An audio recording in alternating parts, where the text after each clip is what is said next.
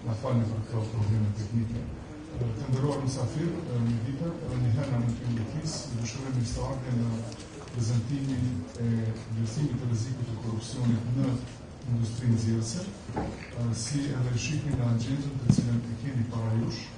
Do të kemi disa fjalime mirësardhje nga zoni Aleksandra Salvo, zona drejtoresha e UNDP-së në Kosovë, nderuar ministër zoti Vlerësimi Stavileci, si dhe Patrik Petini, i cili është shefi i Zyrës në Kosovë, i cili është koordinatore e projektit. Më pastaj do ta kemi prezantimin e raportit nga ekspertët të cilët e kanë hartu dhe kjo do të pasohet me një sesion të pyetjeve pas kësaj. Kështu që ka zgjatur shumë, po ja jap fjalën zonës Aleksandra Petini.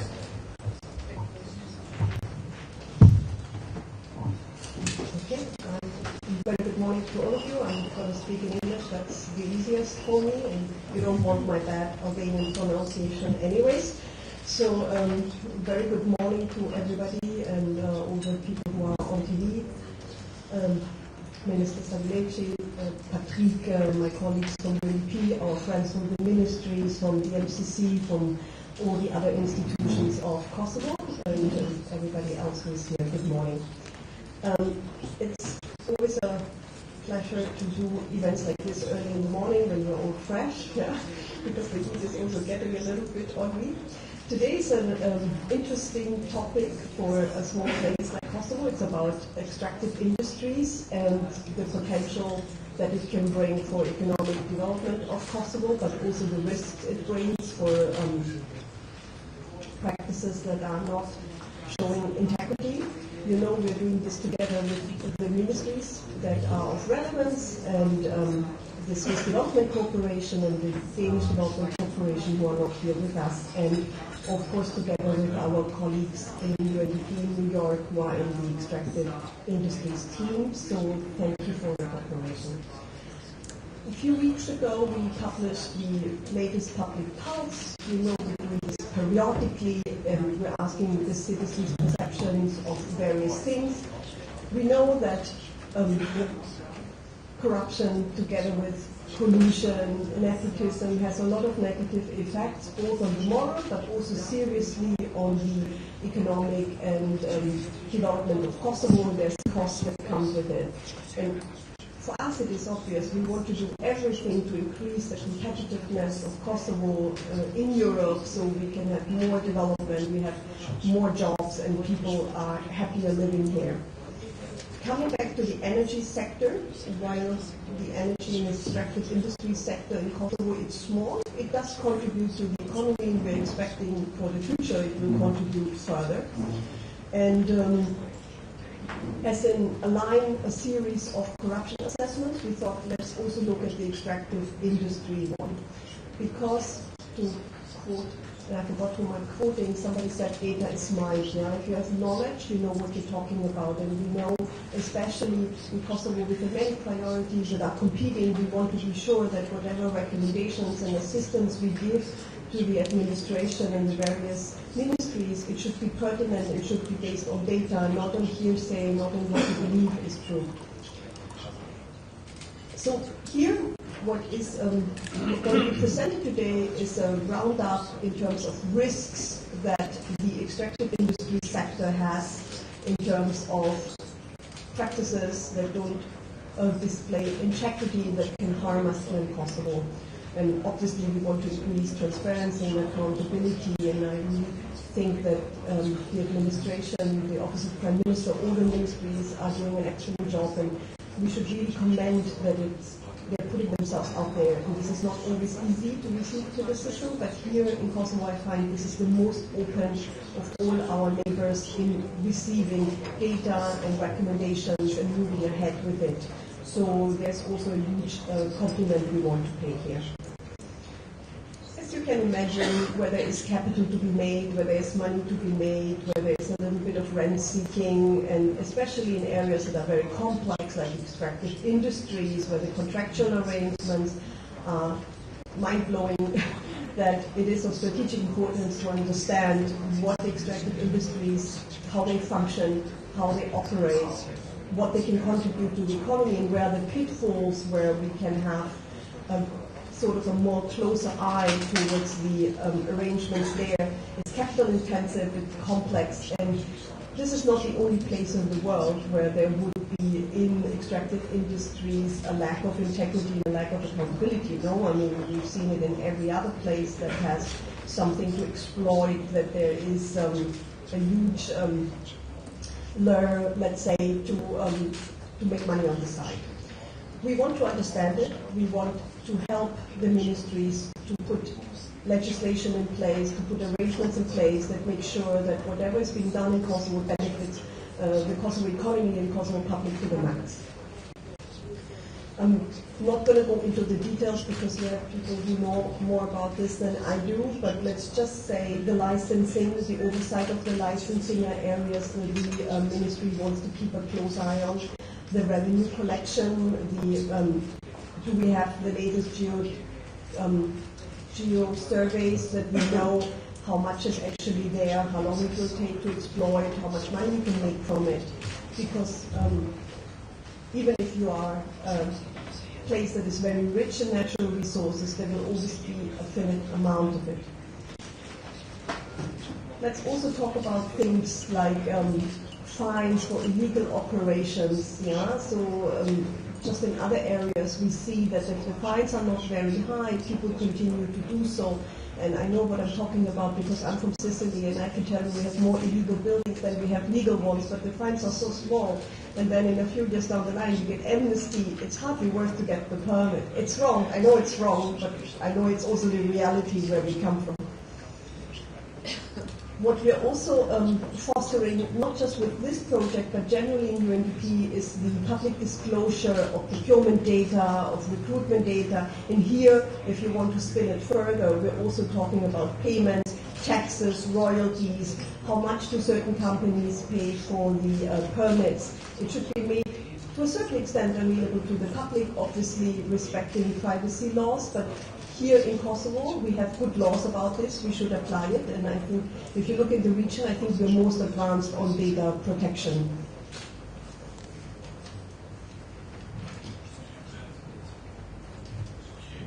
To cut to the chase, extractive industries can benefit Kosovo's economy. They can also distort, and we need regulations, not over-regulations, but regulations of the economy, regulations of the sector, so that we know whatever benefits there are, whatever revenues are collected, they are going through the proper channels that are benefiting the budget of Kosovo and obviously also the public. So for this purpose, we have set out a while ago to undertake this sectoral assessments. There's a few of them, and this is the latest one. And I really want to thank the Ministry of Economic Development and the Commission of Mines and Minerals for partnering with us on this. This is not an exercise where one organization comes and does it. We live in a society and an environment where we rely on each other's cooperation, and obviously in UNDP what we do is we try to give as best recommendations, as easily understandable, as easily applicable to the ministry as we possibly can. So I look forward to the other presentations and a lively debate, and I want to thank again Baran for being here. Thank you very much. Thank you, Alessandra. Tani ja fjalën Ministrit të Zhvillimit të Baran Stavinac. Faleminderit shumë. Të drejtë të nderuar panelist, të nderuar pjesëmarrës të kësaj konference, të nderuara zonja ambasador, të nderuar zotëri Gjetjen, të nderuar përfaqësues të institucioneve dhe organizatave të ndryshme, ashtu që kemi pjesëtarë të OKB-së, të Zyra-së, të MCC-së, të ODA-ve, të shoqërisë civile, të institucioneve dhe organizatave të tjera, të cilat janë shumë të rëndësishme në këtë lloj diskutimi, sidomos për faktin që ndoshta jo vetëm për sektorin mineral, por mendoj që tema e sotme do duhet të shtrihej edhe në një rafsh horizontal, përveç atij vertikal në kuadër të një sistemi, do ta quaj në kuadër të një arkitekture siç e kemi këtë të sektorit mineral, dhe unë pikërisht do të nisi nga kjo dhe pastaj do të dalë te çështjet konkrete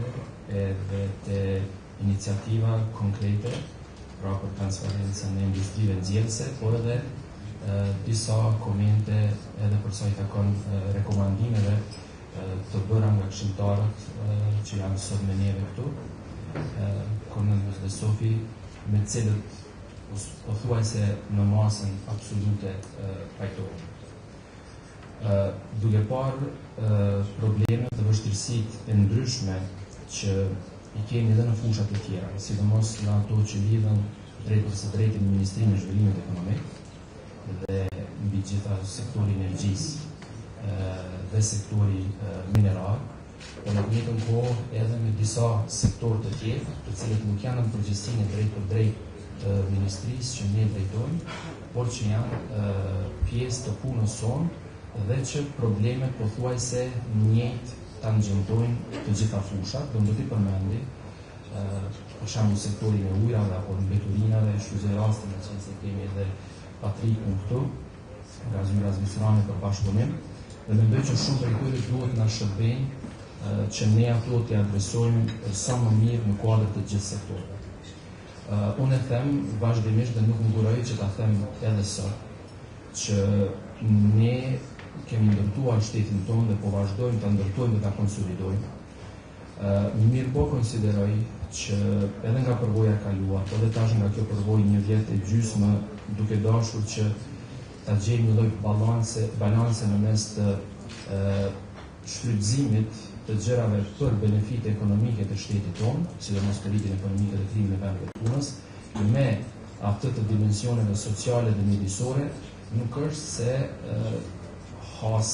nuk hasim në pengesa të natyrave të ndryshme, e mbi gjitha të asaj që ka të bëjë me arkitektonikën e sistemeve, si në sektorin energjisë, si në sektorin minerar, si në sektorin e ujrave, si në sektorin e mbeturinave, ku unë mendoj që tash është koha që ne disa prej tyre t'i rishikojmë.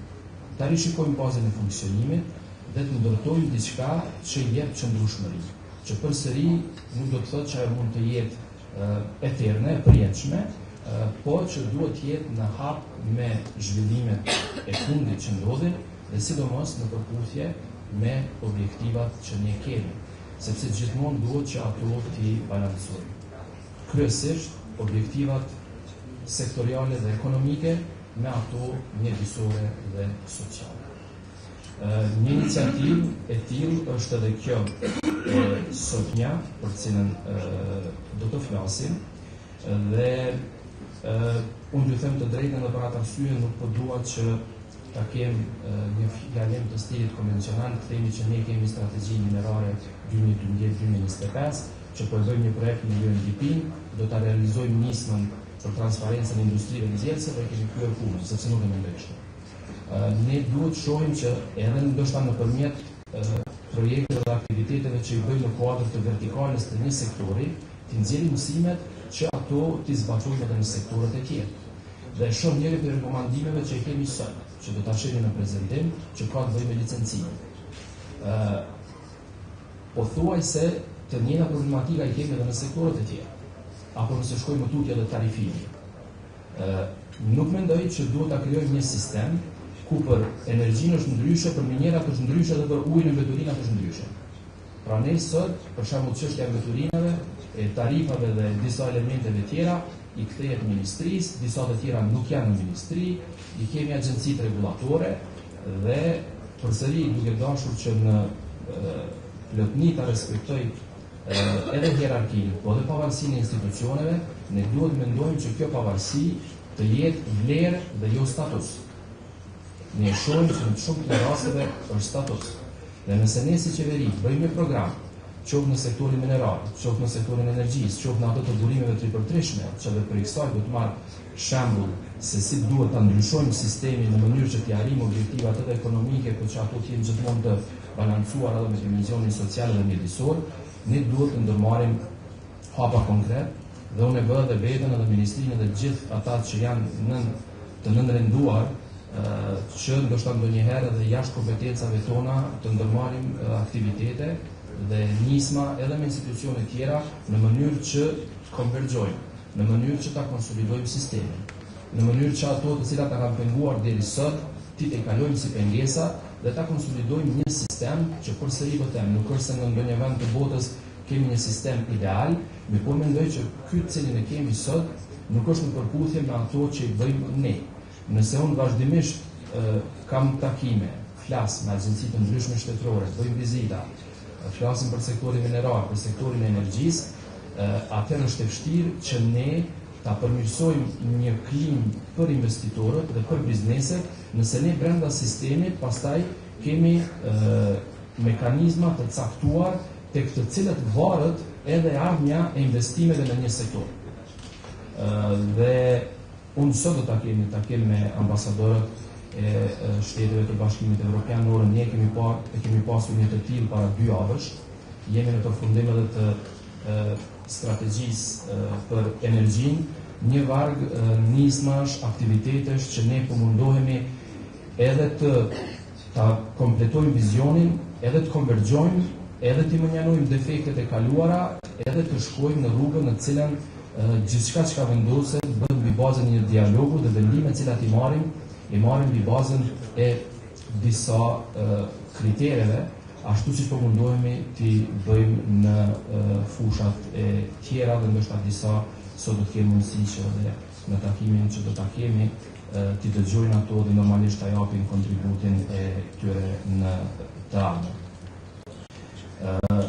Po marrëm shkas edhe nga prezantimi të cilin e kam shikuar me kujdes dhe i shoh që realisht për këtyre 8 rekomandimeve pothuajse të gjitha janë në pjesën e asaj që ne ende po e dialogojmë, që ne ende po e bisedojmë edhe me institucionet brenda vendit, edhe me institucionet jashtë, edhe me investitorët e ndryshëm. Unë në prezantimin e sotëm do t'i kem pra 2 nisma konkrete që i kemi ndërmarrë dhe që janë të dyja shkojnë në këtë drejtim. Pra edhe për sektorin e energjisë, për burimet e ripërtrishme, po edhe për sektorin mineral, pra krijimi i one-stop shopit, që përsëri është një hap drejt përmirësimit të ambientit biznesor për investime, po që këto investime, sado që ne u lehtësojmë jetën investitorëve, gjithmonë duhet ta kemi edhe një avangard të këtyre investimeve që duhet të jetë dimensioni social dhe mjedisor. Në të njëjtën kohë kërkohet zhvillim ekonomik, krijimi i vendeve të reja punës dhe në të njëjtën kohë kërkohet mbrojtje e ambientit. Ideja, mjeshtria, kreativiteti është që ato balancohen. Asnjëherë s'balancohen, jo në Kosovë, pas një vend të botës deri në masën absolute, që të gjitha gjithë pjesëtarët, gjitha palët e interesit të jenë në mënyrë absolute të kënaqura, mirë po ne duhet ta gjejmë mesin i cili funksionon dhe mesin i cili sigurohet që të funksionojë nga një arkitekturë e sistemit që ja mundëson një gjë të tillë dhe jo që një palë ta ketë një rol pasiv, të cilin e kemi ne sot si ministri, sepse përveç strategjisë ne nuk mund të marrim zotime të tjera për sa i takon kompetencave direkte që ne i kemi. Dhe edhe sot ne investitor duhet i drejtojmë nga 2 regulatorë, ose 3, nëse marrim edhe të jurave. Tash të 2 regulatorë ka disa funksione, ndërsa të një tjetër janë larguar disa funksione që i kanë këto të dyja, e në fakt logjika funksionimit duhet të jetë e njëjtë. Kjo është ajo qasja e përgjithshme që unë po shfrytëzoj edhe për ta paraqitur si problematik, po edhe për t'i përgëzuar organizatorët dhe gjithë ata që kanë qenë të përfshirë, sepse në fund të fundit ideja është që edhe nëse nisim diçka konkrete në kuadër të një sektori, mësimet e mirat na shërbejnë edhe për sektorët e tjerë. Dhe tash po i kthehem kësaj konkretës që unë e çmoj dhe vlerësoj angazhimin e UNDP-s për një sektor të cilin unë vazhdimisht e kam quajtur dhe vazhdoj ta quaj si një bukuroshe të fjetër. Ne edhe për sektorët e tjerë shpesh flasim, tash ata që kanë më tepër themi prirje për ta shquar më shumë dimenzionin ekonomik, themi se edhe përdorin fjalën që flejnë mbi pasuri nëntoksore dhe të tjera, po tash ata që janë të lidhur më shumë me ekonominë flasin më tepër për dimensionin ekonomik dhe të benefiteve potenciale ekonomike. Dhe kemi grupin tjetër të shoqërisë, të cilët shumë më shumë janë të interesuar për pjesën tjetër, apo nëse kërkojnë diçka nga kjo pjesë, harrojnë ndoshta që po i ndrojnë disa argumente të cilat pastaj vijnë në kundërshtim me vetveten. Ja po marr shembull, kemi sot edhe këtu disa përfaqësues të shoqërisë civile apo edhe të organizatave ndërkombëtare me cilat ne punojmë, kërkojnë që zgjidhjet të jenë sa më pak të kushtueshme për qytetarët tonë. Në anën tjetër lobojnë për disa iniciativa të cilat nëse e marrin mesatarën e një kosto të çmimit të tyre janë deri në 40% më të shtrejta se sa disa prej zgjidhjeve që ne i ofrojmë. Ose nëse shkojnë në Ministri të Mjedisit, thonë atje se pse mendojnë që duhet të shfrytëzohet një pasuri, të mos shfrytëzohet tjetra për arsye mjedisore, në anën tjetër kërkojnë rritje ekonomike, këto gjëra janë në kundërshtim me njëra tjetrën.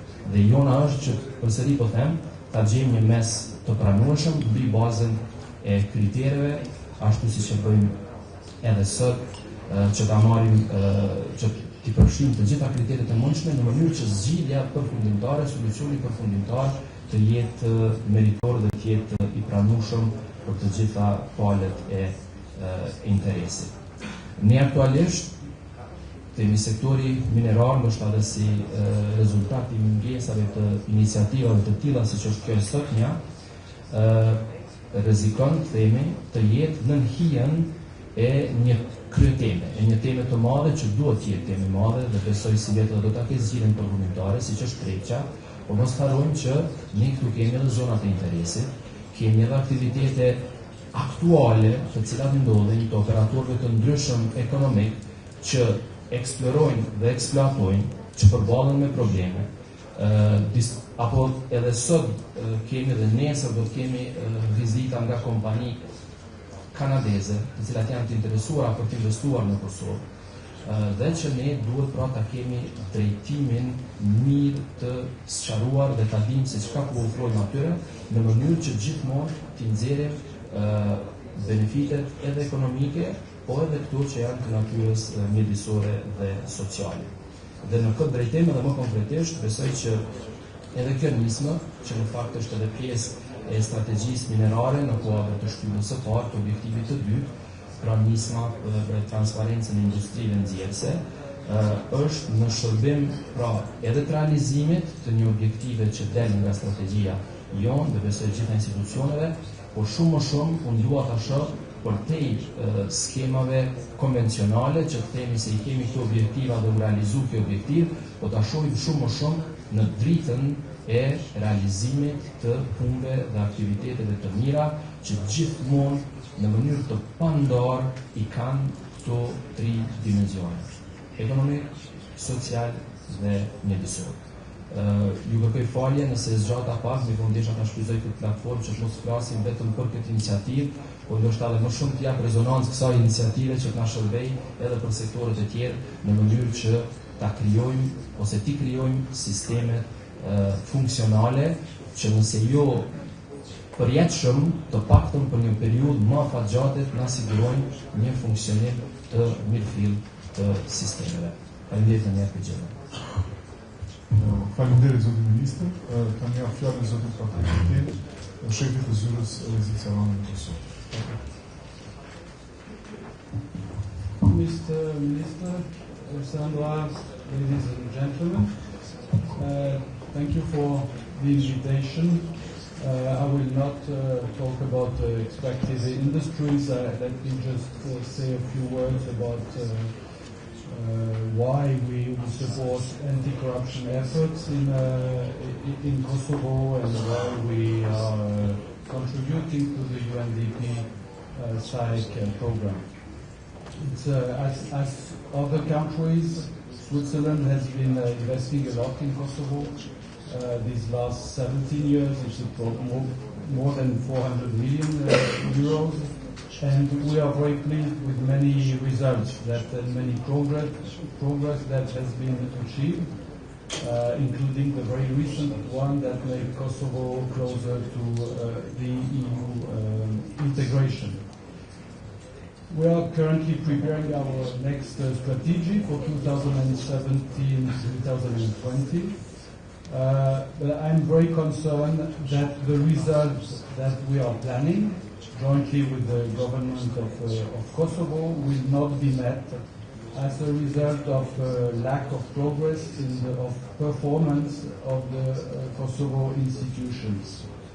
Overall, I think the priority is to reinforce the accountability systems and mechanisms, and this has obviously a direct link with political interferences and the fight against corruption, clientelism, bad governance, bad management, and so on. And this in Kosovo, in the recent period, there has not been tremendous progress. If I read the Transparency International Corruption Index or the EU reports, there's room for improvement, as we say, and this matches with our daily experiences in dealing with programs and projects in the 5 sectors we are active, and including the water sector.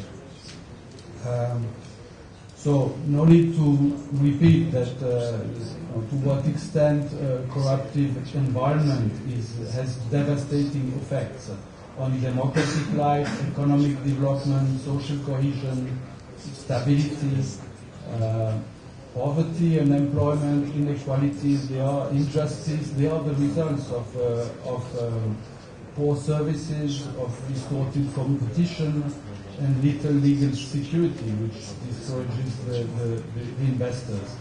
And obviously, we know the context. This requires a lot of courage from many people to fight the current stance. And especially that I'm afraid that some people enjoy the current stand and the lack of improvement of the overall governance of the institutions.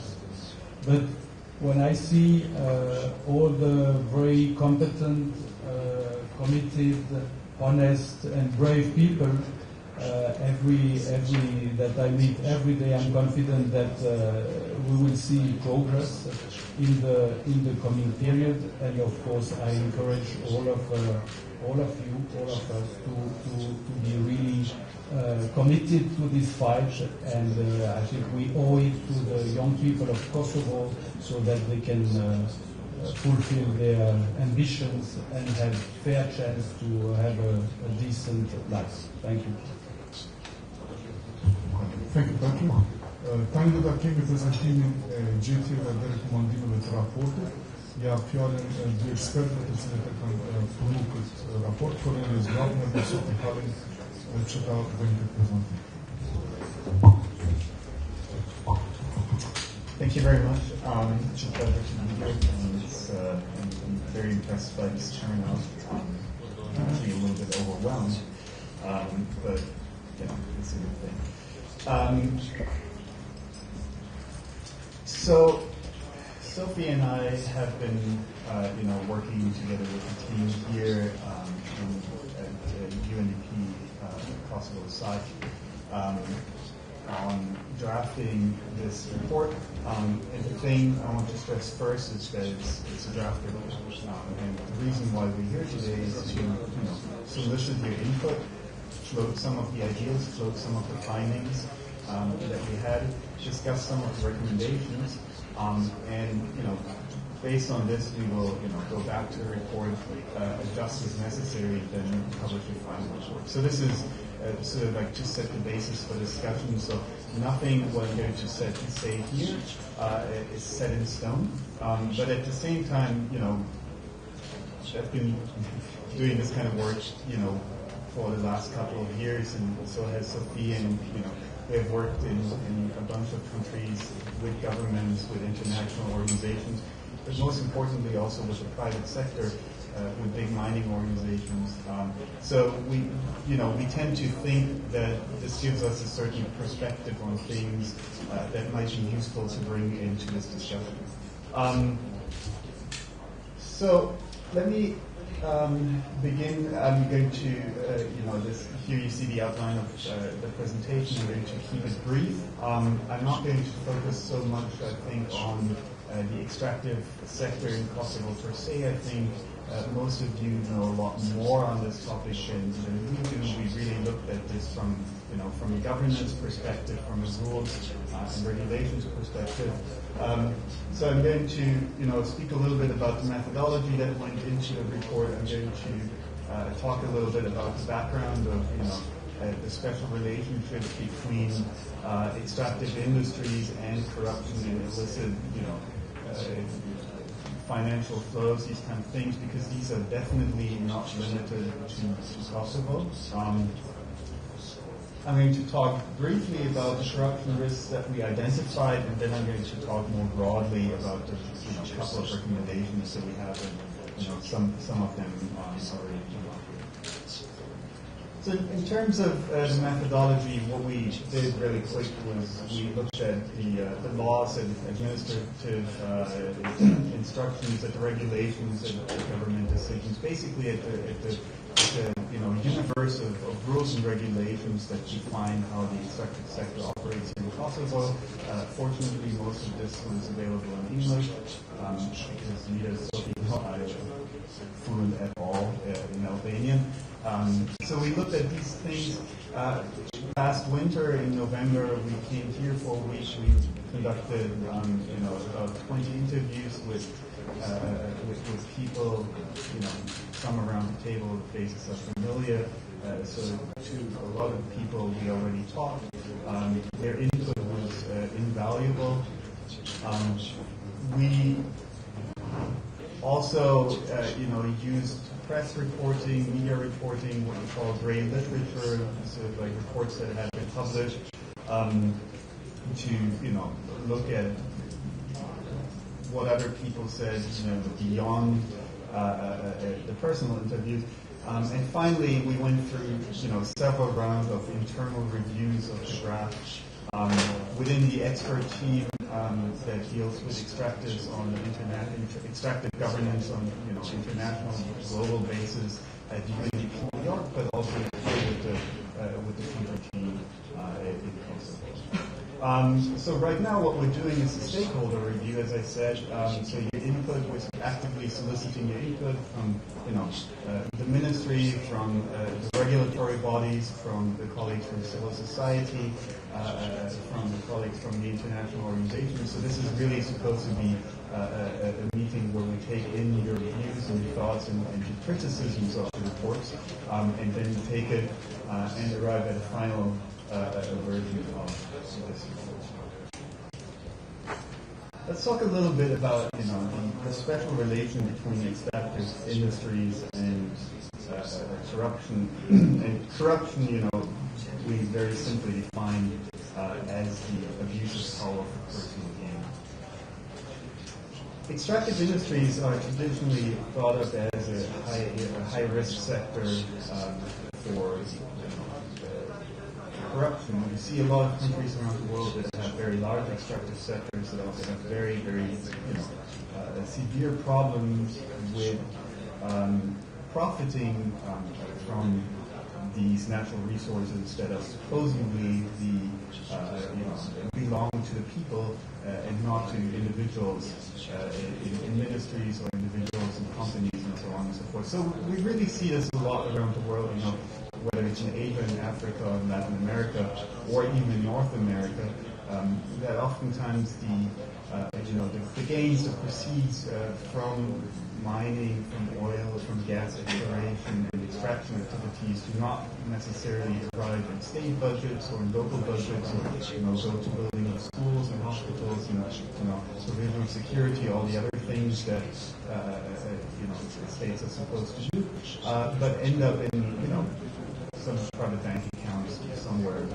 world. So that's definitely a problem. So why are the extractive industries especially susceptible? One, it's a sector that requires large inflows of capital.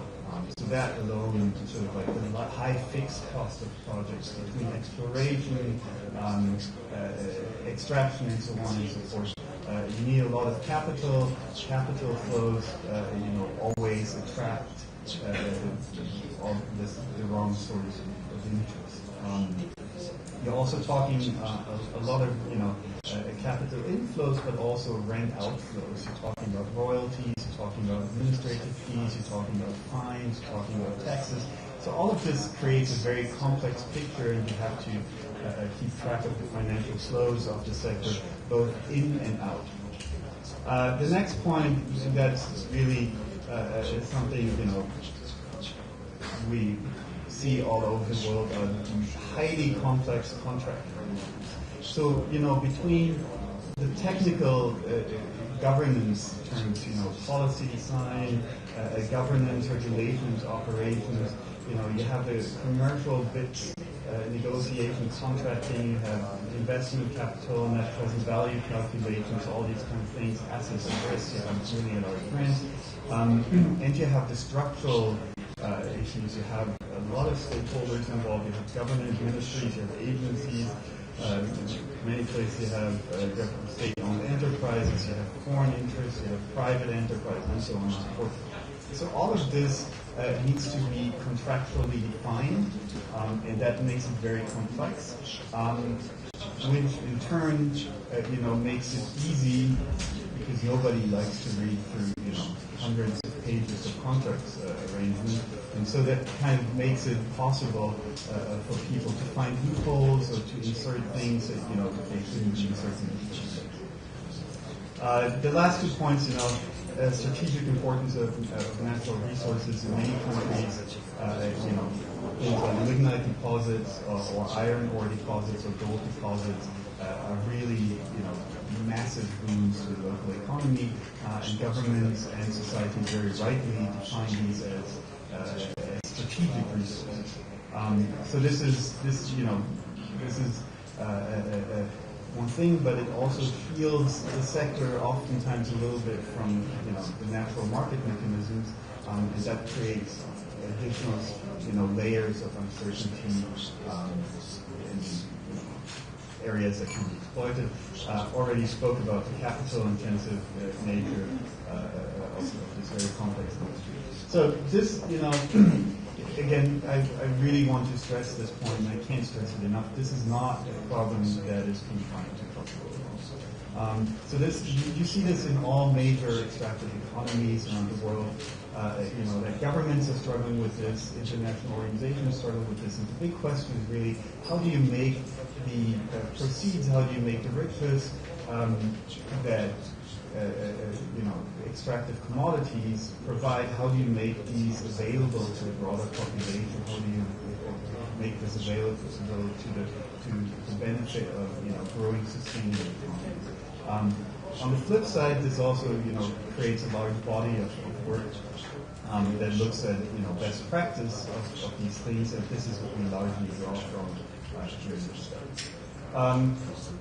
just to quickly mention that the methodology that we use is a methodology that was you know, devised by the colleagues at the extractive industries team, the extractive resource governance team at UNDP New York.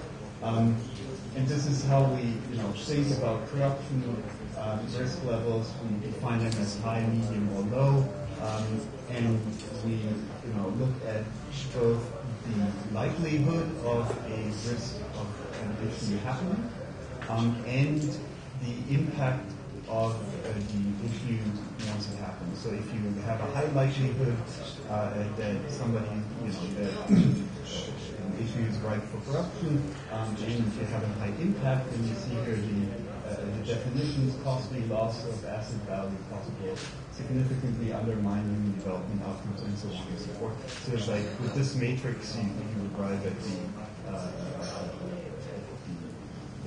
overall corruption risk rating, and that also makes it possible to compare, you know, risk areas and risk ratings between different localities.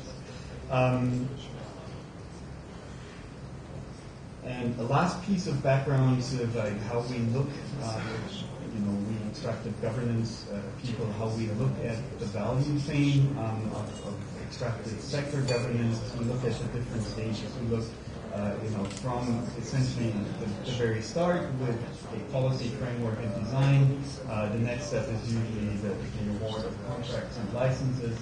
Then comes regulation and monitoring of operations, the collection of taxes and royalty, and lastly the distribution of revenues and the management of the distribution of these revenues. So it's like this is the flow from the beginning to the end of the extractive governance cycle, and this is how we structure the report, looking at these different phases.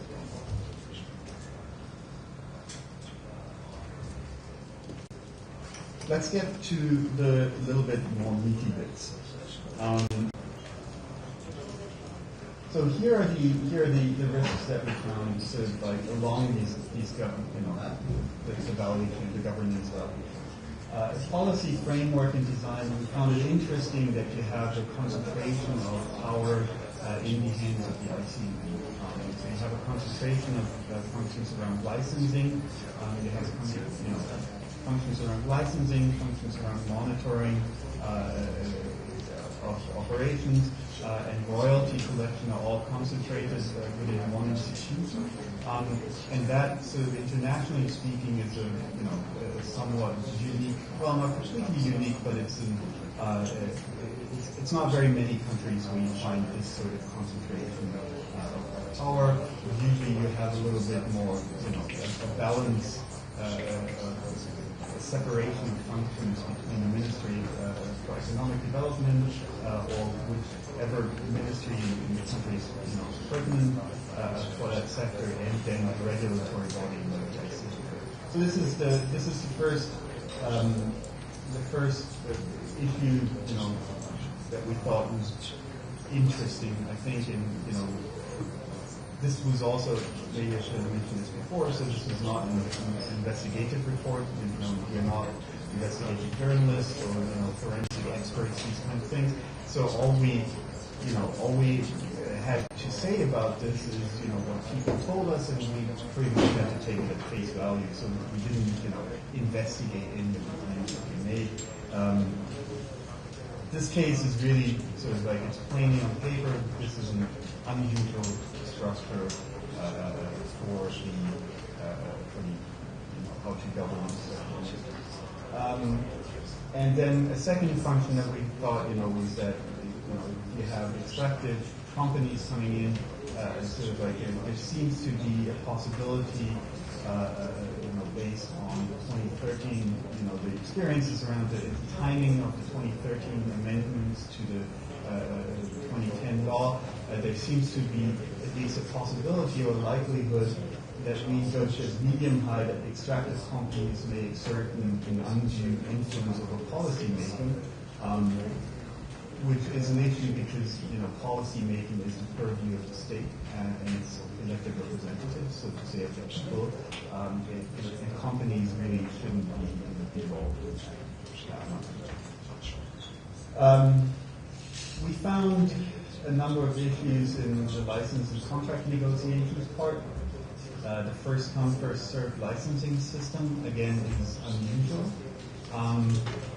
We find that countries that auction off or have more open, more transparent tendering procedures tend to have better outcomes in terms of both licensing transparency and actually the fee structures and the royalties and what the state in the end gets paid. So there's a couple of arguments you can make pro or con the first come first served system. Sort of like based on our experience in other countries, we came down on first come first served tends to be more often a problem than a solution. We had an issue, it was mentioned a couple of times, that the transferability between exploration licenses to exploitation licenses, the process, seems to have not been entirely smooth for some companies, so that raised some flags which we overall, thought it was worth mentioning, but we overall judged the corruption risk as low. What we did think was a real problem was the lack of up-to-date geosurvey data. Because geosurvey, the data that's usually included in geosurveys is the basis on which licensing decisions are made. We understand that the last geosurvey was made in 2009, and that companies often have more knowledge about what's in the ground than the ministry has, and that's a problem because it distorts the pricing negotiations. If the company has a clearer idea of the quantity, the quality of minerals and metals in the ground, it is in an advantageous position, in an undue advantageous position in any contract negotiations. And so this is sort of like the outdated nature and the lack of good data we saw as a big problem. And finally, the lack of an open and useful license and contract registry. We understand that the data in principle is open to the public. So if you go and ask the ICMM will usually supply you with that data. We came across a couple of people, that said, well, it took some time, or the data was outdated, or we actually had to pay. Again, we couldn't validate, and it was not our job to validate these claims. But in general, we find that if you have an open contract and license registry that is available online, these kind of claims usually don't. Then, in terms of monitoring and regulatory compliance, we had some issues about ineffective compliance monitoring. In some cases where people claimed the ICMM was either unable or unwilling to follow up on claims that were made. Some people that said, okay, so ICMM provides a hotline, but we called, but it happened to be a weekend, and so we thought, our neighbor was extracting illegally, so we called the ICMM, but we were told, look, there's nothing we can do about it, or we can't send an inspector because it's a weekend, and sort of like the issue gets lost. So that came out. That's a system that's relatively easily fixed, but it's also, compliance monitoring is really at the heart of what a regulatory body should be doing. And so because it's easily fixable, we included this as a problem, and we have it as a specific recommendation in the report. came through very clearly with an effective judicial process, which I think is a bigger problem in Kosovo. But if you look at the, if somebody, you mentioned, building construction. If somebody builds a house without a proper license, okay, that's a problem. But if somebody, destroys a square mile of native forest because of gravel extraction, that's sort of a bigger problem because it destroys it. So we thought that there might be an argument made that you should have a special regime for issues, claims, processes related to the extractive industries, just because the stakes tend to be higher, there's not really a big deterrent if you have very low fines or if you have processes that are strung out over a year or longer. And this is, I think, when we talked to the ICMN, I think this was one of the main complaints that came up, which they thought they knew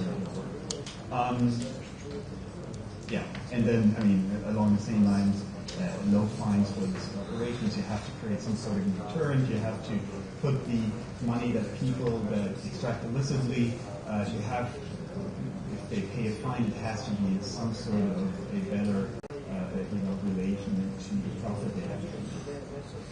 Otherwise, it really doesn't work. The last step, collection of taxes and royalties. That was something, where it's really, there is an established international, standard for these kind of things, and it's not being implemented in Kosovo. So like the publication of annual reports detailing, project-level expenses, project-level royalty payments, project-level payments in terms of administrative fees and fines, these kind of things, is something that is lacking. I think also the Auditor General notes that some company reports are simply missing from any data that is published. So this is something that we also do. Let's move on to the recommendations that we made, and I hope at the very least that they will generate a lively discussion here around the table and perhaps going on. So one of the things that we say, okay, look, we think it would make sense to separate the licensing process out of the ICMM and move it into the Ministry of Economic Development, the Extractive Industries Division. And the reason why we think that it would do two things. First, it would bolster the unit within the MED that deals with extractive industries, which right now is, as I understand, very small and not very, it's hard to do a lot of things with a small number of people and a very small budget. So bolstering that function within the ministry, I think, would be good. At the same time, it would take some of the responsibilities away from ICMM, which would free up resources inside ICMM, to deal with things that came up, monitoring and compliance related, and so on and so forth.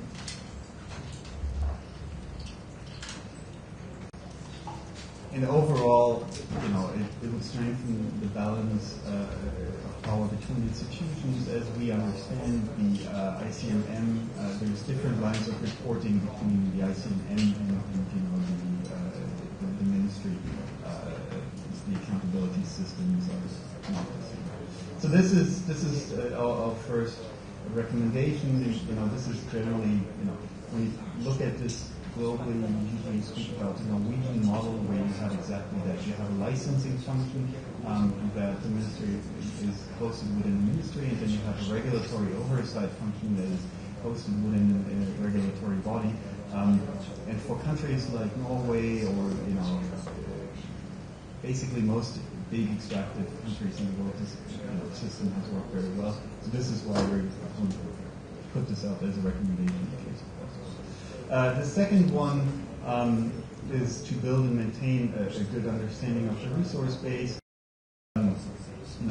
We think that a geo-survey that was last updated about 7 years ago is really not very useful, especially if companies tend to have better data than ministry folks. And this is, again, this is something we couldn't confirm one way or the other. This is something we heard. You might agree, you might disagree. We're just putting it out there. Here's also, you could set up the licensing process, and it's done in countries like Canada, where as part of the licensing process, companies supply their own data that they have into the geo-survey data that is officially maintained. In that way, you have a very cheap way of updating geo-survey data, and you have you do it as the licensing process goes on. You regularly update the geo-survey data at very low cost. In Canada, it's sort of like another reason why it's important to have updated geo-survey data. And again, Canada is not Kosovo. Let's see how comparable these cases is. But in Canada, it's estimated that for every $1 Canada spends on,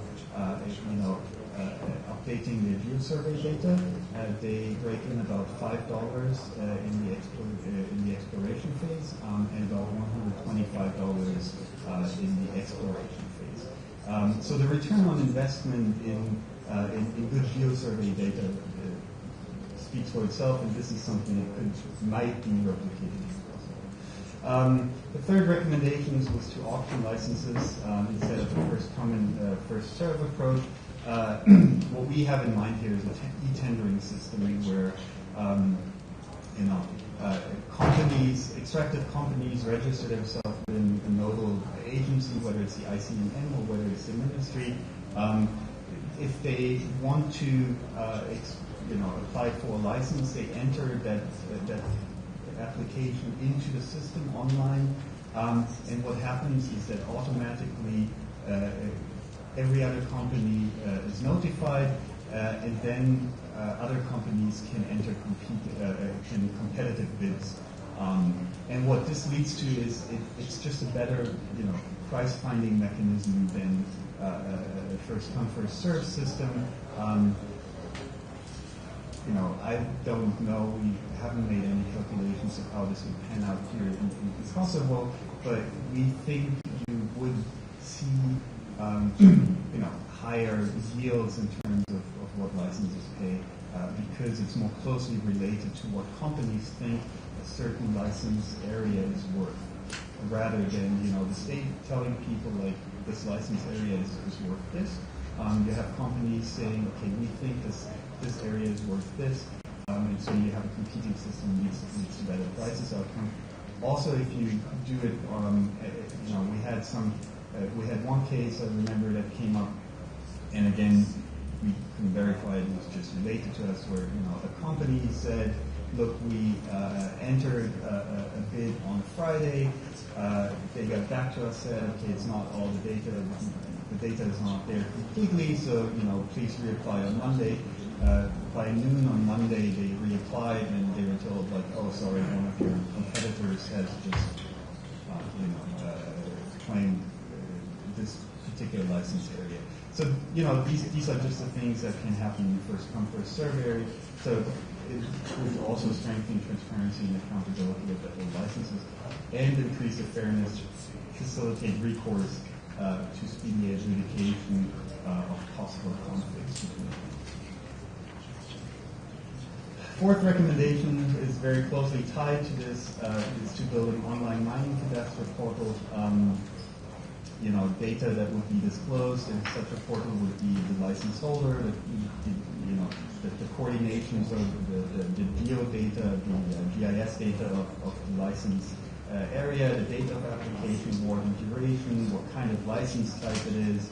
In case of an exploitation license, the type of commodity it produces, and so on and so forth. So you would have a comprehensive data set that would use the data from the licensing, from the e-tendering process, and it would make it available online pretty much to anybody who's interested. makes it really easy, for this information to be available. There's a couple of cases. Again, this is not something that is rocket science or really very new. For example, Mozambique has a very, very, very good online mining cadastre portal.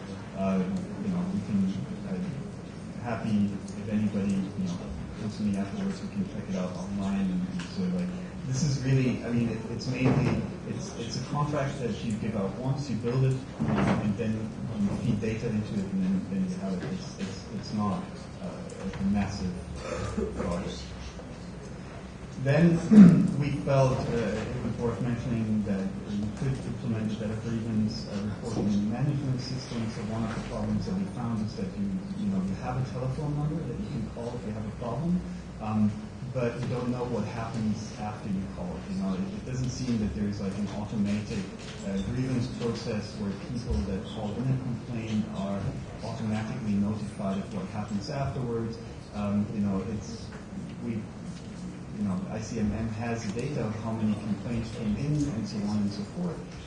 But again, it's something where you have to go and ask ICMM, and I don't know exactly how they do it internally, but you could build a system where complaints can come in over various channels, because some you can send them by SMS, you can send them online over a web formula, you can send them over an IVR, integrated voice response system, and that way you have a logged record of the complaint in the first place. It's very hard to fumble with that data. You can also measure the performance of monitoring and compliance reporting with these kind of data sets.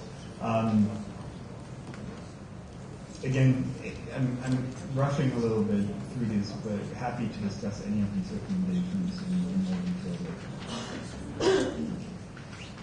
Accelerate judicial process and set more appropriate fines. I think, from what we've seen from the discussions we had, this seems something that would be very worthwhile considering. I also, talked a little bit about this before, why it is. In the report, I think we talk a little bit more why it is appropriate to set higher fines for an illegal mining operation than, for example, for an illegal building operation. So this is really something where we think you should have, somewhere that says, okay, if you have a certain time frame within which the judicial system has to process a mining claim, and the fine has to be in a more appropriate relation to the profit that will be made. Again, this is the seventh recommendation that we had is full disclosure of annual mining-related revenues in a special format based on geo-survey data. This is also something where there's a lot of experience internationally, because this is essentially that's the heart of the EITI process, the heart of the Extractive Industries Transparency Initiative, the process that companies report how much money they gave to the government. The government reports how much money it received from the company. You have an independent auditing mechanism in the middle that says, okay, these numbers match up.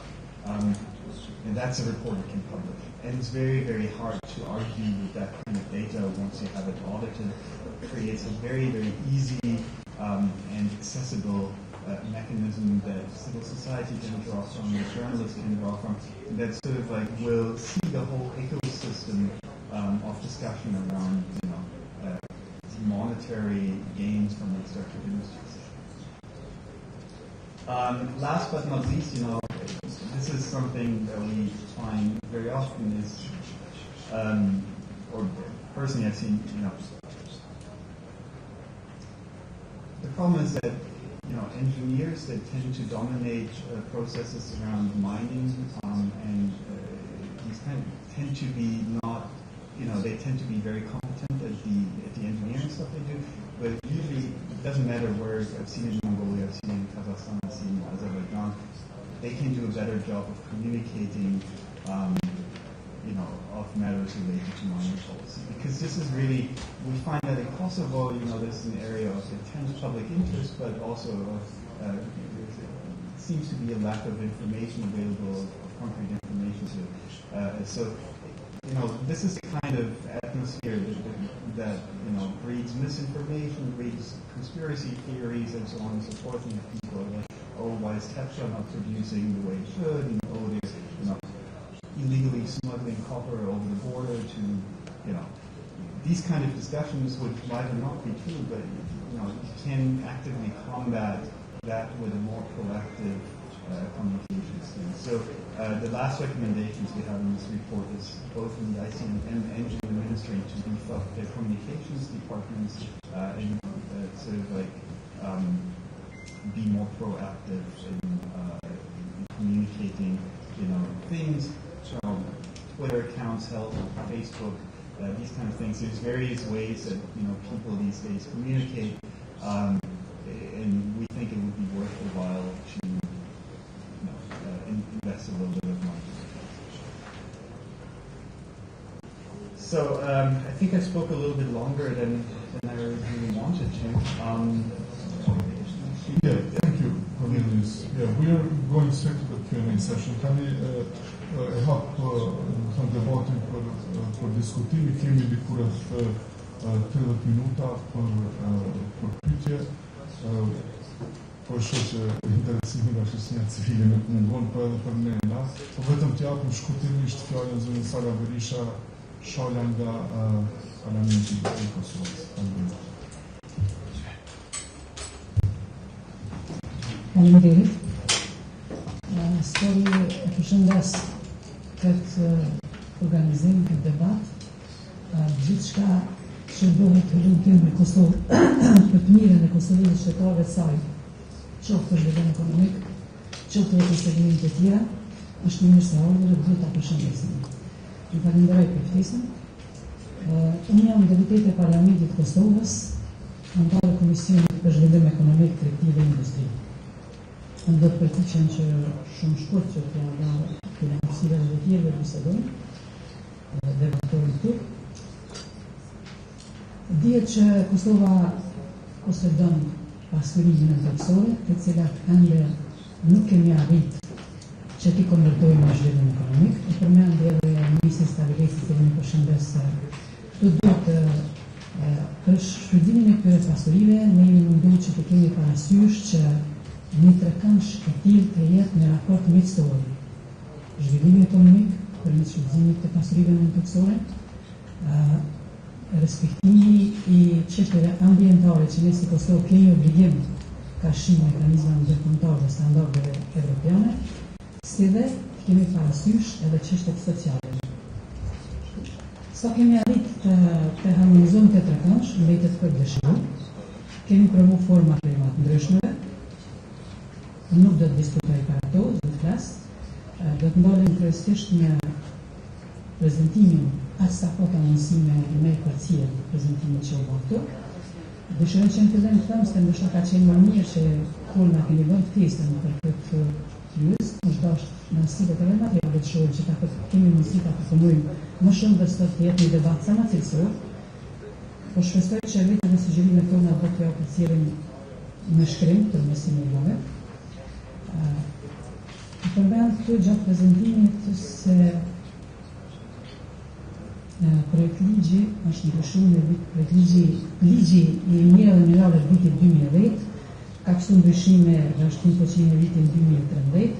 Do dëshiroj të them se jam pjesë atij komisioni që kemi marrë nisma për plotësim ndryshimin e këtij ligji dhe më jeni të them një histori shumë të shkurtër.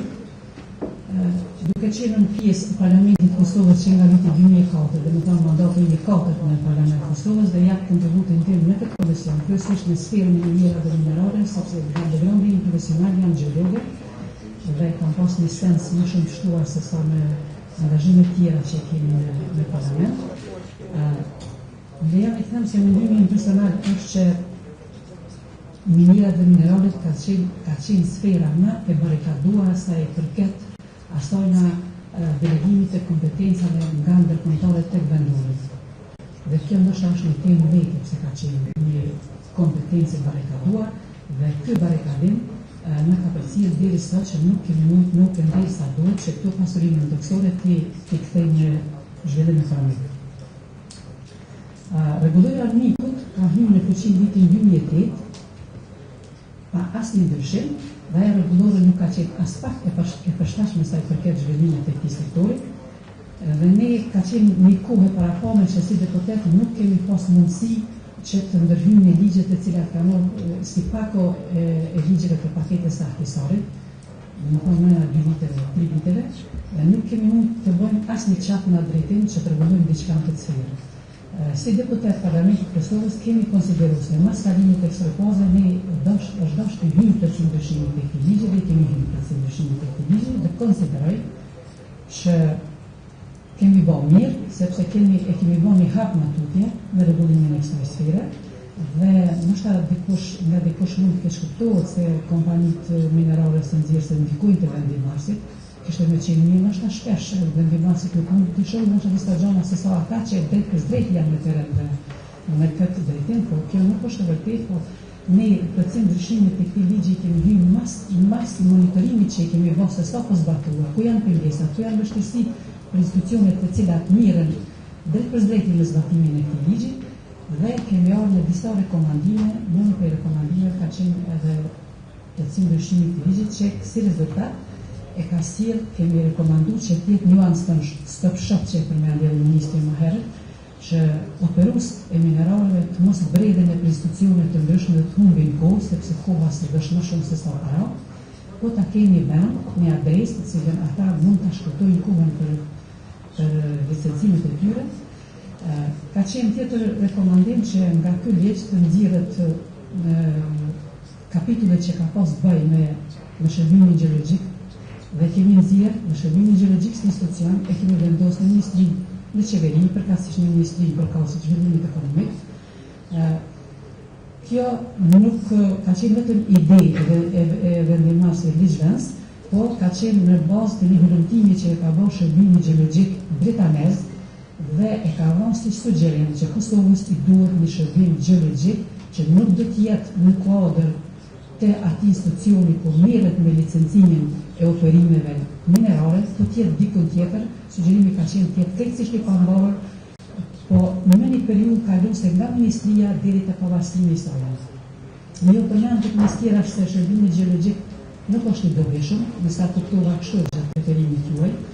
Shërbimi gjeologjik mund të themi se nuk është funksionalizuar sa duhet nështë, po i dobishëm dhe domosdoshëm është gjithsesi, sepse ky hulumtim me ekspert të shquar britanez, kompetent, gjeolog kompetent në nivelit ndërkombëtar, kanë sugjeruar edhe kanë marrë shembuj edhe në Evropë, edhe në rajon, po edhe në botë se si duhet funksionojë. Shërbimi gjeologjik i një vendi është e ka rolin këshillvënës për qeverinë për pasuritë minerale të cilat i ka ai vend.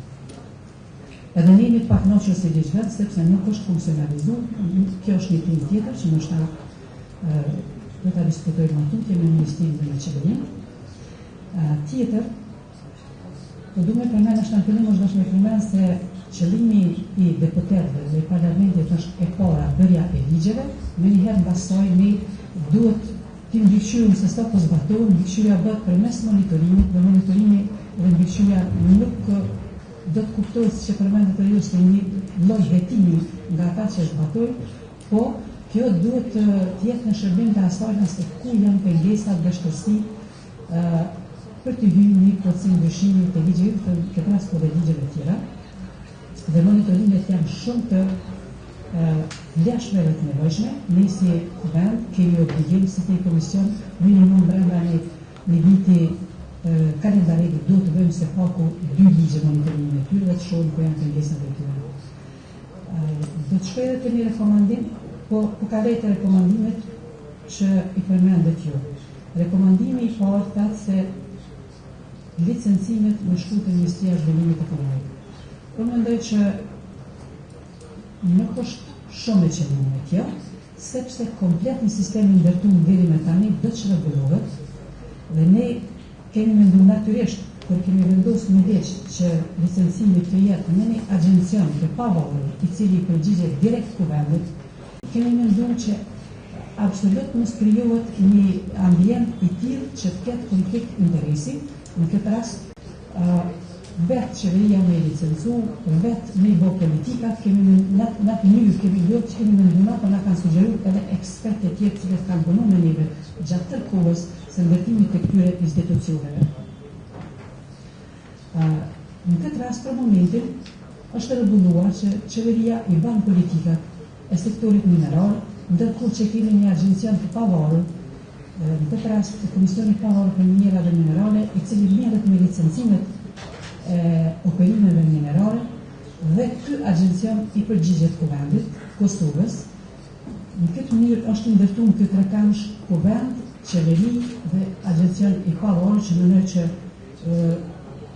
ndoshta kam drejt të them to sepse ky agjencion I raporton kuvendit si kategori kushtetuese një herë në vit dhe raportet miratohen në program nga deputetët, dhe është njëri nga agjencionet të cilit raporti I fundit është miratuar pa asnjë vot kundër dhe asnjë deputet edhe komisioneve tjera nuk ka pas drejtje në raportin e këtij komisioni. Drejtjet janë sepse ky segment do të funksionojë më mirë, por për me funksionuar më mirë segmenti I pasurive në tekstore të Kosovës duhet bashkërisht të gjithë të bashkëpunojmë pak më ngushtë të ndërtojmë linjat e komunikimit më të rregullta mes vete dhe të shohim ku janë problemet, ku janë vështirësitë dhe kështu të ecim përpara. Tjetër, si deputet dhe si kuvend, ne shpesh marrim ankesa, drejtje, sugjerime nga palët të cilat mirën edhe me operime minerale dhe ne I morëm si komision I shqyrtojmë shumë seriozisht dhe bashkëpunojmë në këtë rast me institucionin që mirët me licencime, siç është Komisioni I Pavarur në Minera. Kohëve të fundit djena ka ardhur një shkresë nga Komisioni I Pavarur për Minera dhe Minerale, cila ankohet për operimet ilegale, të cilat janë shqetësuese për momentin.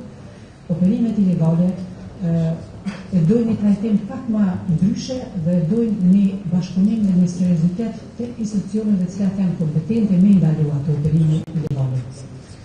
Mendoj që ligji I cili është në fuqi nuk është më I mundshëm.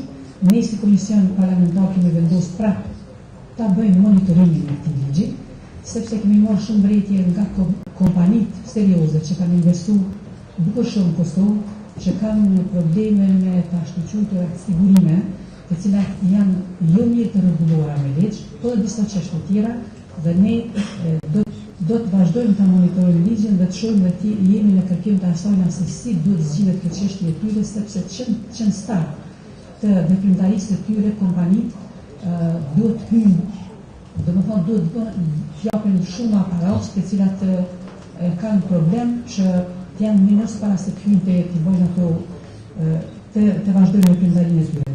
Unë nuk do ta zgjas më tutje, shpresoj që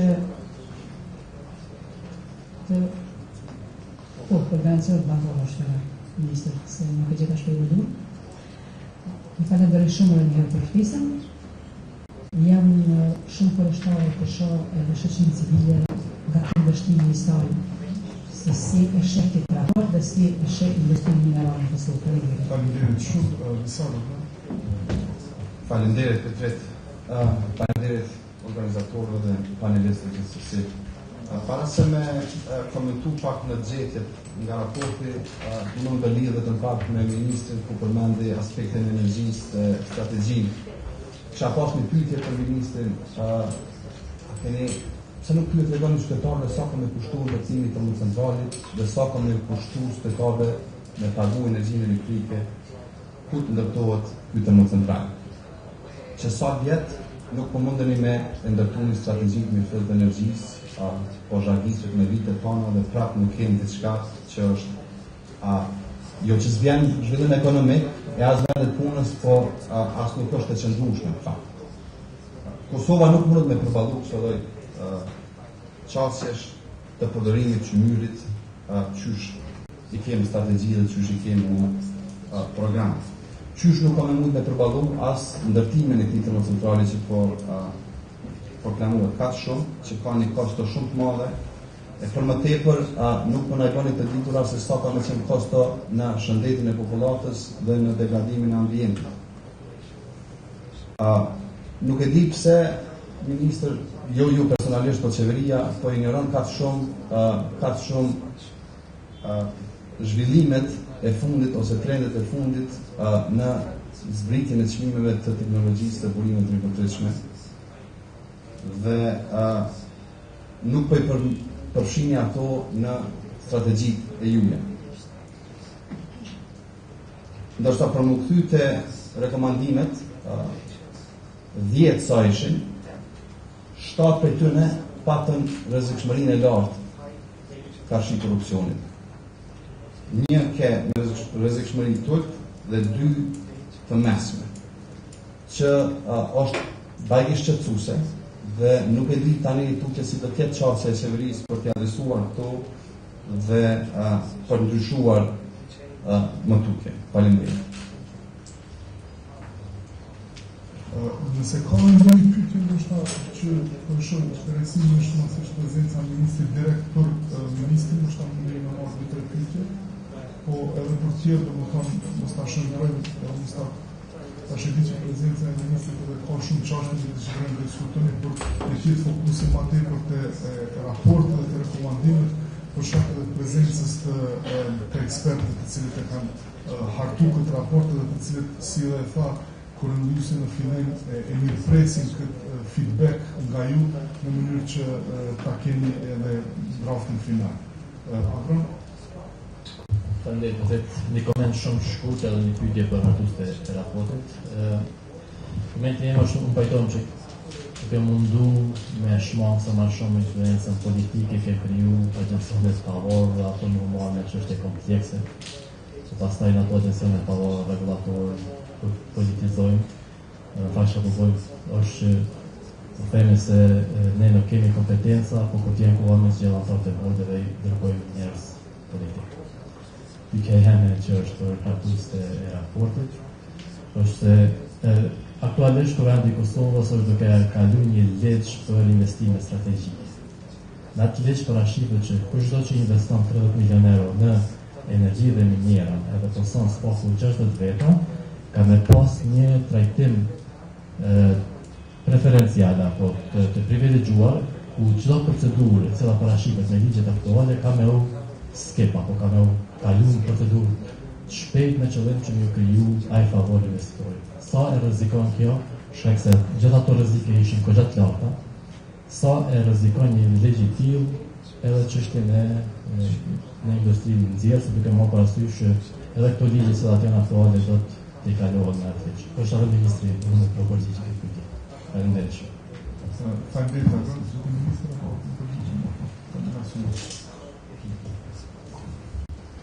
Jo rasisht edhe i parashtrova ato argumente, sepse dhja që do të vinë pyetje të tilla nga gjendjen që do kemi mundësi përsëri të përgjigjem, edhe përsëri ta tregoj gatishmërinë time 24/7 në gjitha pyetjet. Po në të njëjtën kohë të kërkoj edhe nga ju që disa kundërshtive logjike brenda ideve edhe ju të sqarojmë. Kemi pasuri, s'po i shfrytëzojmë. Nëse duam bëjmë diçka, mos e bëjmë. S'kemi investime të huaja, nëse i sjellim, pse po i sjellim, më mirë me publikun. Këto janë kundërshtive. Dhe prapë lidhem atë që e thash në fillim. Duhet ekuilibër në tri dimensione, ekonomik, social dhe mjedisor.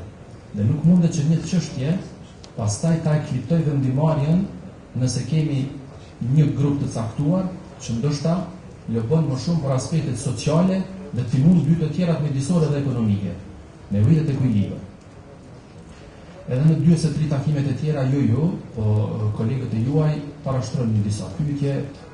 Unë i jepi argumentet e mia dhe më nuk merrja feedback. Dhe po e them prapë. Projekti Kosova e janë 7 kritere mbi bazën e cilave është ndërtuar vendimarrja. Nuk mund të flas për periudhën para vitit 2014, flas për janarin 2015. Ne, siguria e furnizimit me energji. A duam të jemi të varur nga importi apo jo? Përgjigje e shkurt, po, jo. E dyta, affordabiliteti. Për çdo investitor të huaj, për çdo investim, ka edhe një kost reflektim. Duam investitor të huaj, po mundësisht mos paguajmë energji. E treta, eficienca. unë kam qenë për atyre që kam lobuar që të mos jetë kriteri 37% po 40%. Pra nga superkritik, nga nënkritika të shkojmë në superkritike. Dhe kemi sot kusht, njëri për 3 kushteve elementare që ne kemi shëndruar në kriter. Edhe përthuajse në kriter të tipit, këto 3 para që i përmenda janë kondicio sine qua non. Nuk ka pasur në këto 3 kompromise. E 4-ta, makro stabiliteti fiskal. Gjithë e dim se çfarë buxheti kemi dhe ata që kanë lobuar për investime publike, edhe 200 milion euro të shkojnë atje, më tregoni a është më mirë një investim publik, apo ta kemi një investitor privat, dhe ta do t'ju tregoj besoj edhe kompanit po i shihni që po lëvizin, dhe do t'ju tregoj edhe të dhënat edhe trejat e fundit, dhe do e shihni se çfarë drejtimi po marrin. E 5-ta, atraktiviteti i tregut të përbashkët. Ç'është procesi Berlinit që ka nisur për vjet, apo ky që do të shkojmë tash në samitin e Parisit. Që janë organizata ndërkombëtare dhe institucione ndërkombëtare financiare. Kërkojmë bashkëpunim regional, po. Me çfarë kapaciteti ty Kosova? Për çka e provuam në interkoneksionin? Se janë investimet 78 milion euro të KfW-s? Për çka? Për siguritë furnizimit, bashkëpunim regional. Dhe rruga jonë është TEN-T, Trans-European Network for Energy. Agenda interkonektivitetit është agenda që i mbizotron gjitha. E 6-ta me radhë. Zhvillimi ekonomik. Ky projekt, i cili koston finale do të dihet pas fazës tenderimit për IPC, ka vlerën për rreth 1 miliard euro. Kjo do të thotë 1.5 deri në 2% rritje e GDP-s. E 7-ta, ma jep kontrargumentin, e 7-ta, krijimi i vendeve të punës. E keni dhe studimin e fundit, përveç mira vendeve të punës në racion 1:3 indirekte, plus 550 për hershëm, ma tregon një projekt sot që t'i jep më shumë se 10.000 vende të punës si sa ky. Ma jep tash solucionin që i përfshin këto 7 kritere që i kundërvihet këtij që ne po e bëjmë. Askur s'po mund ta jep askund. Bile në bankë botërore, sa po përfundojmë mbledhja, na komplimentojmë. Sepse ne me përgjegjësi plot dhe unë personalisht do e shtyj projektin përderisa janë të plotësuara këto 7 kritere, që deri më sot nuk kanë qenë të plotësuara dhe unë e barti përgjegjësinë që gjeneratat e ardhshme dhe bizneset tona që po i humbin nga 300 milion euro në vit mos i humbin më. Edhe një argument. Burimet e ripërtreshme dini që janë pjesë e agjendës tonë.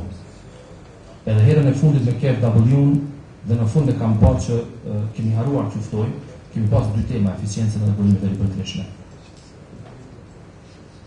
Mjafton sot t'i marrim, ja kemi këtu dhe zërin, merrni një mesatarit të nderuar të 3 fitin tarifave, ujë, erë dhe diell, edhe atin sa del 105.9 euro megawati.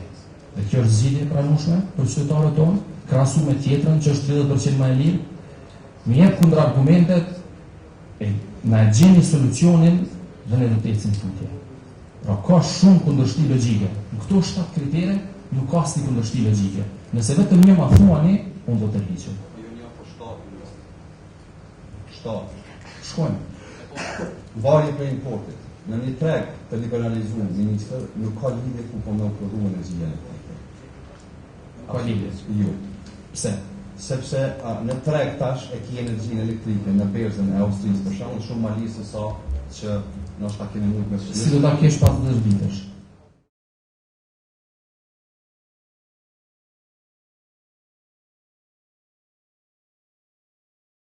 Forecasting për 10 jo kemi, absolutisht jo, lutem, është projeksioni për 20 vjet. Ju ka dalë gabim, edhe ju vetë bankës po është projeksioni për 20 vjet.